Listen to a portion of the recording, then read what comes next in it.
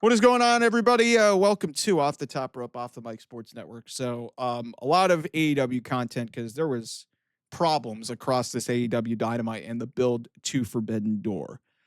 But one thing I want to focus on here is one of the big hooks of really coming out of All in Texas is the seemingly inevitable, and we've known this for a while since Adam Cope was, basically taken out at Dynasty back in April, that we were seemingly heading towards the inevitable reunion of Cope and Christian. And so we seemingly got the first piece of that at All in Texas when Christian was turned on by Nick Wayne and Kip Sabian and Mother Wayne. And it seemingly we were on the pathway. The logical destination was, okay, All Out, Toronto, Canada, two of Toronto's favorite sons in wrestling, back together again, one of the greatest tag teams ever, probably more than likely against FTR. Forbidden Door, it looks like FTR might win the tag team titles. They probably will. Then again, who's to say with this company? I have no idea. And so they did an angle on Wednesday's Dynamite from Cincinnati. And so Cope's has this match with Stokely. It was a nothing match. Cope was kicking Stokely's ass for like 5 minutes. FTR gets in the ring. They finally get physical with him. And they get physical with Cope. The heels get one up. FTR gets one up because Stokely throws powder in Cope's eyes. They're seemingly going to hurt Cope again. And then out comes Christian with the spiked bat, Spike. And, he fends off the heels. He fends off his former sons and Kip Sabian and Nick Wayne. And he gives the bat to Christian. Christian gives the bat to Cope. They hug, which was like, whoa, okay, we're going to the hug already? I was like, in the moment, I was like, man, that's a cool moment. But that might have felt like it would have been a much bigger moment sooner down the line. And then we booked for Forbidden Door in 11 nights, basically about a week and a half away a week from Sunday, where you're going to have Kip Sabian and Nick Wayne taking on Christian and Cope, even though they're technically not fully reunited yet, but they've already hugged. So the big moment that we were kind of already building to, we went through it in a month.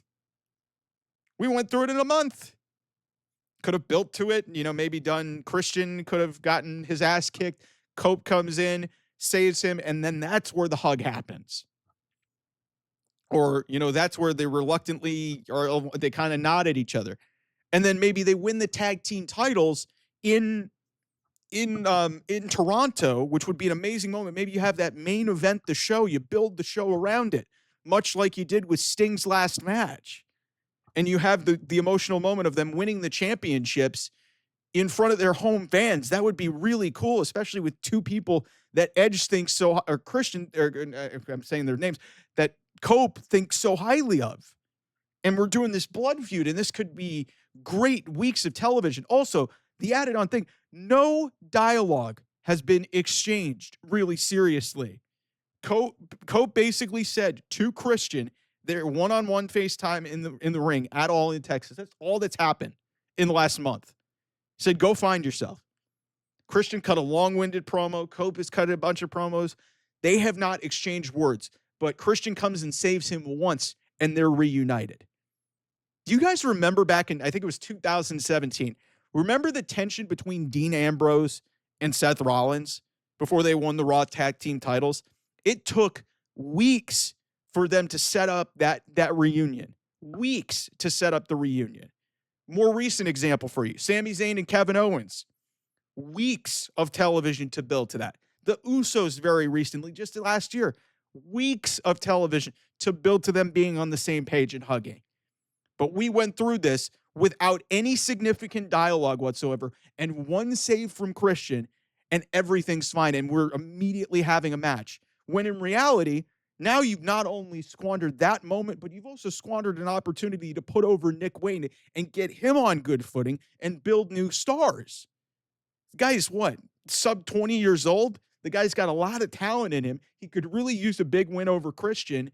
Instead, you're throwing him into a random tag match. Kip Sabian will probably take the pin in this match, but Kip and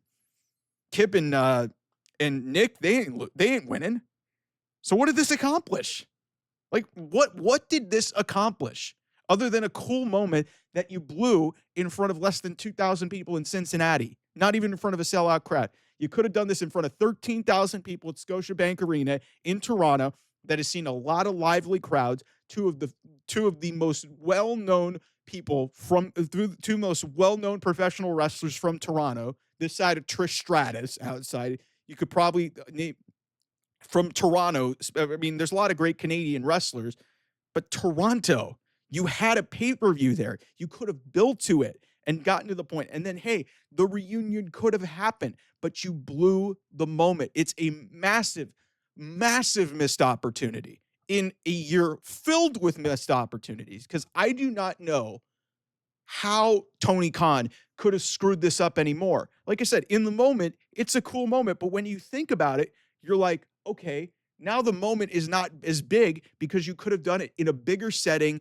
with more stakes on it, and you could have absolutely had them win the championships. And then, hey, they're all happy and dandy back together. Or you could have built to a couple weeks before it, like Kevin Owens and Sami Zayn did a couple weeks before WrestleMania, to set up their tag team championship match. One of the great tag team matches that I've ever seen, WrestleMania 39. Seth Rollins and Dean Ambrose back 8 years ago. They built to it, and then they beat the bar at SummerSlam that year. Great moment. But we're just rushing to this. This is the one reason that you have Adam Copeland there. Let's call it what it is.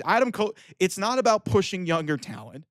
That hasn't been what it's about. And I love Adam Copeland, but he has not put over one single young talent since he got there. Not one. Not one at all. It's been his friends, and it's been his friends, and basically, his best friend in Christian. That's it. This is about reuniting with your best friend and having the first, and like I said, this is the first time that they're going to team together in like 13, 14 years since he retired. The first time in 2011. So you wasted the biggest moment that you could possibly have in your company on a big stage to set up a big match just so you could just, get another match on a pay-per-view. This didn't need to be on that show. You could have had Christian and Nick Wayne just be on the show. And then Cope could come out and maybe they could start building more tension to it. Have an actual dialogue, have an actual, summit and some sort of conversation to set up everything and set the stage of all the stuff that has happened to you guys. For God's sake, Christian told Cope 2 years ago to go fuck himself. And we're just fine because of one rescue? That's it? That's it? Really?